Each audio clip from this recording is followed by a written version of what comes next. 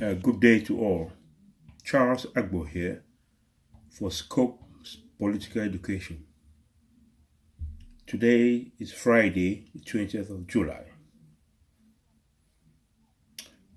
Today, just going to look at a couple of selfless acts by some prominent Africans to add to our political understanding. I was particularly inspired by some 5 audios done by Mangang to her group, the Tapungem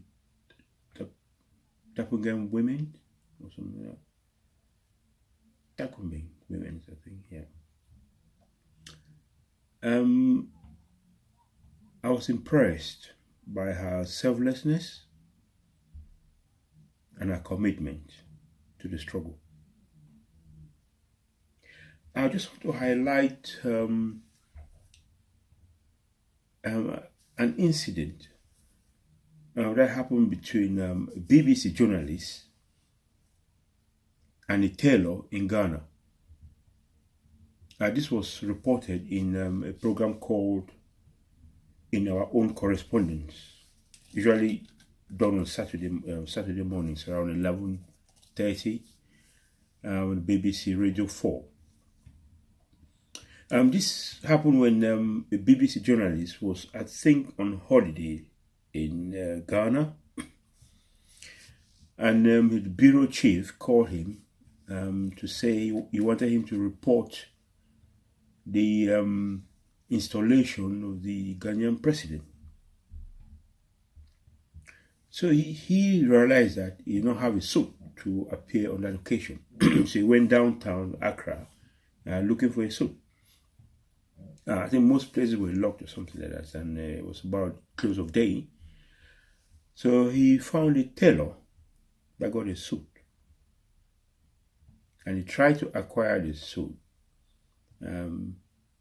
He proposed $100.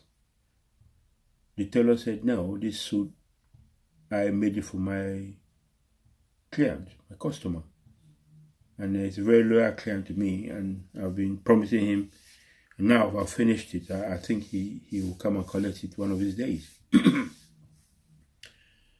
So the journalist increased the offer to $200. And the tailor said, "No. I told you," I said, "this is for my client."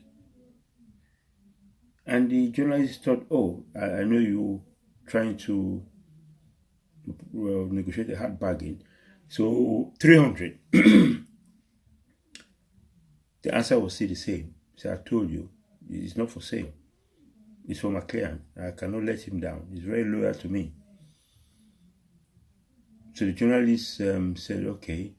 Said, "But what am I going to do now to attend this ceremony tomorrow?" Then the tailor said, "Why didn't you say that before?" Say, "If that is the case, take the suit, but bring it back first thing the following morning after the ceremony." And the man was astonished. He said, "Okay, how much do I owe you for this?" The tailor said, "No, nothing." He said, "Just tell the world that there's democracy now in Ghana." That was all. I feel very emotional each time I recount this story to myself, because this tailor is a true African. He has given Africa the right image that we want for ourselves. And it was because of that that the journalist reported this on BBC Radio 4 in that program. So come to think of it, can we put financial value to this story that he reported to the world? Will it be worth $300? No. If the tailor was selfish, he would have asked for more, and he would have taken the money. But he decided to say no. The Taylor has taught us a lot of lessons here. It's not only selflessness, it's integrity. It's integrity that we lack most of the time.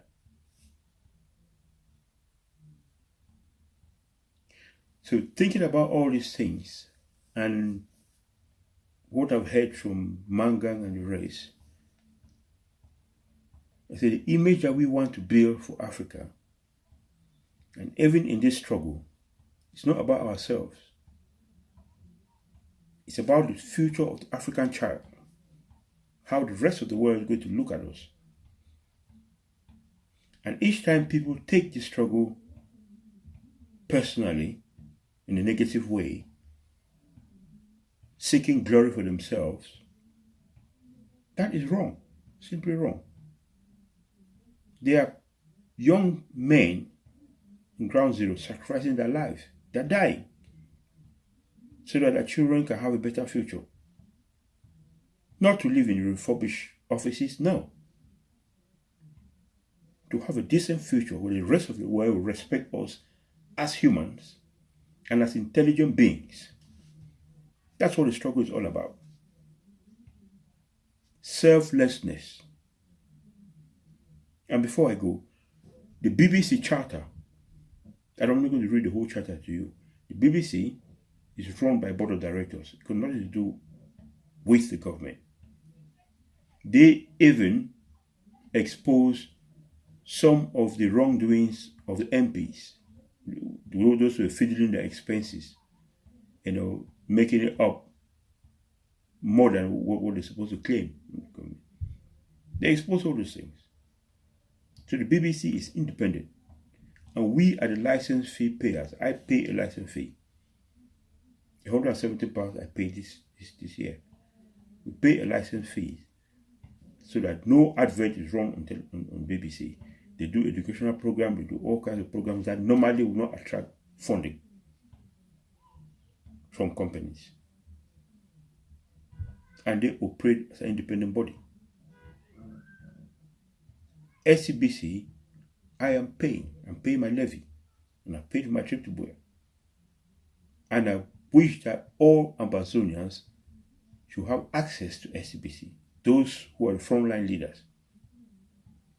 I don't wish to be there, but I do pay my dues, and I have to make sure that the money is used for the purpose that it's meant for.